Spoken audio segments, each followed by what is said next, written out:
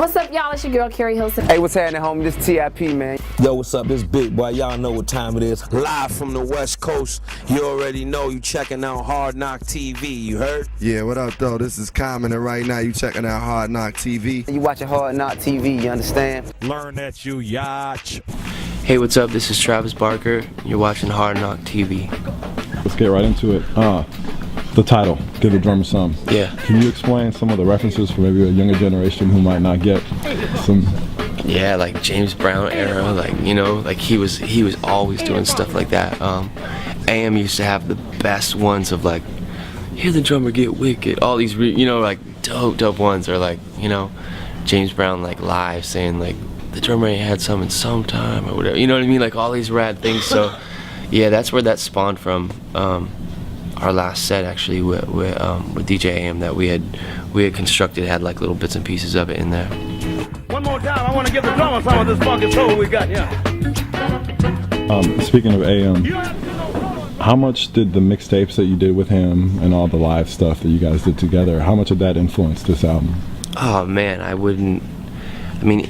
think anything you do leading up to like a project influences it. And Adam had such a big, you know, influence on me, like coming from like, you know, I listened to hip hop all my life and rock music and speed metal, but like AM would just come with the craziest shit ever. You know, sometimes I'd be like, what is that? You know, and he'd, you know, it'd be like, you know, he introduced me to like dubstep like 4 years ago, you know what I mean? And like all this crazy shit. And, you know, he was just always, you know, always a step ahead when it came to music. So yeah, absolutely. Like even opened, I mean, I'm already like hating on boundaries and genres and walls and lines and everything, and he even made me, you know, kick those doors down even more.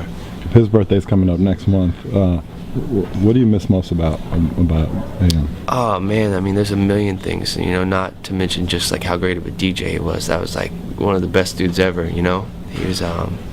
He was really cool, man. He was a big support system for me. Do you remember like who it was that drew you into hip hop? Do you remember what song or what group or what moment? Man, it was like all the same year. I was introduced to like Houdini, like Friends was like really popular. You know what I mean? Like I knew that song really good. Beasties obviously like changed my life.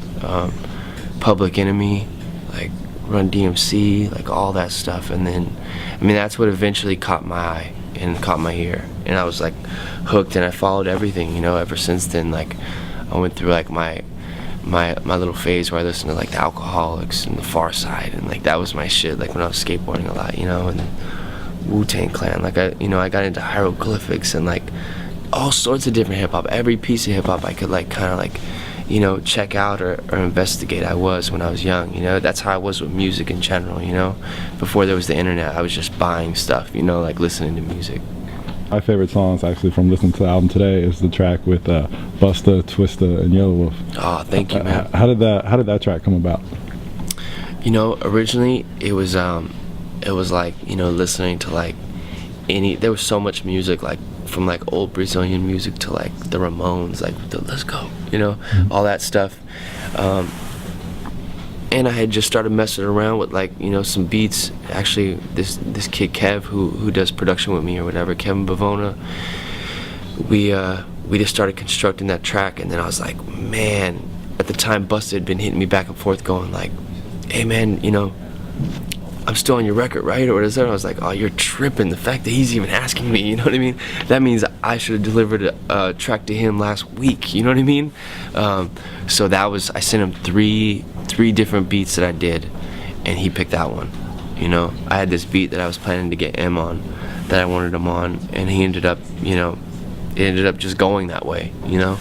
And then Busta set the bar. He did the first verse, Twista did the second, and then I hit Yellow Wolf up, and he was like, you know, it had actually been a dream of mine since I started rapping to be on a record with Twista or Busta. So you don't know how much this means to me or whatever, you know. So he like, it was just a cool experience all the way around with that track. I think everyone was stoked, you know. Who do you think raps the fastest? It seems like every verse, everybody's trying to like rap even faster than the previous Dude, it's like a verse. rap contest. Yeah, it's like everyone that hears that song, it's so action packed.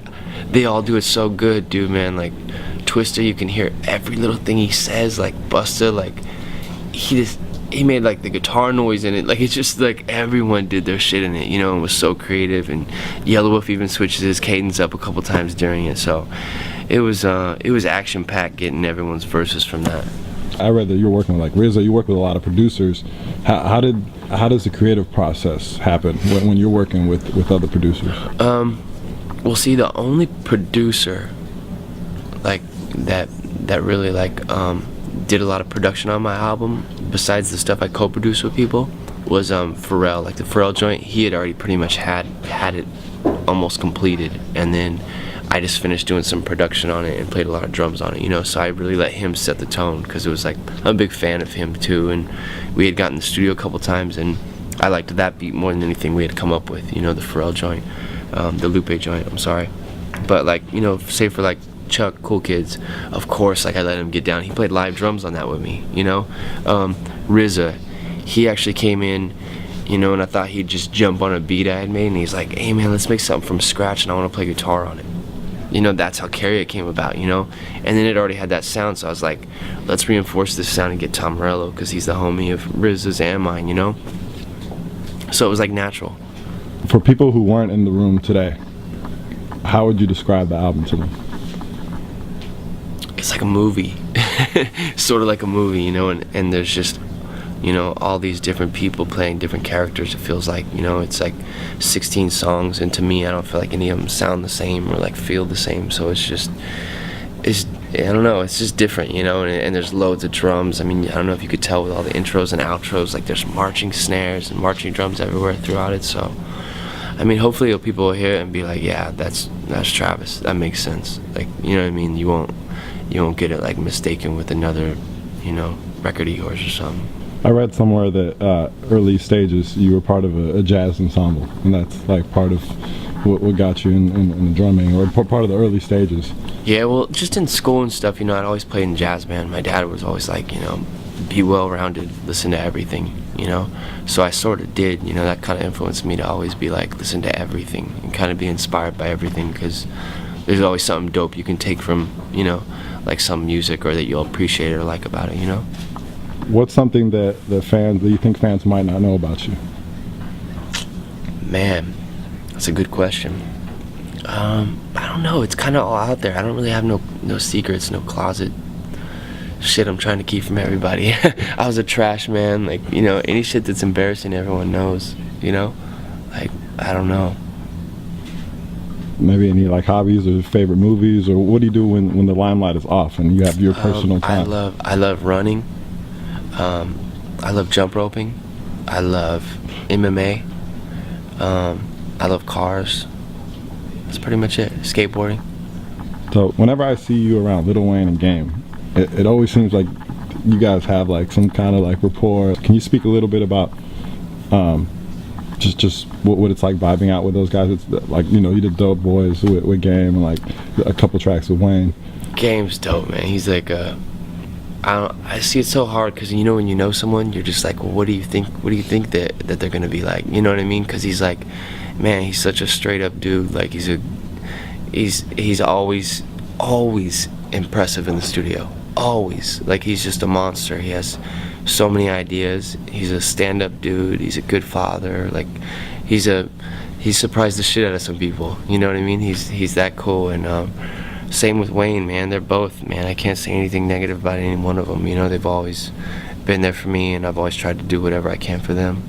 Have you got a chance to work on Game's new album at all? When I talked to Pharrell, he called Game the most underrated rapper, and that when people actually hear this album, it's going to come out, it's going to blow, you know, some people's minds. Seriously, I mean, I've heard more than a couple people say that, and I feel like I don't know, does he get slept on? If he does, then time for people to wake up, because he's going to keep surprising people, you know?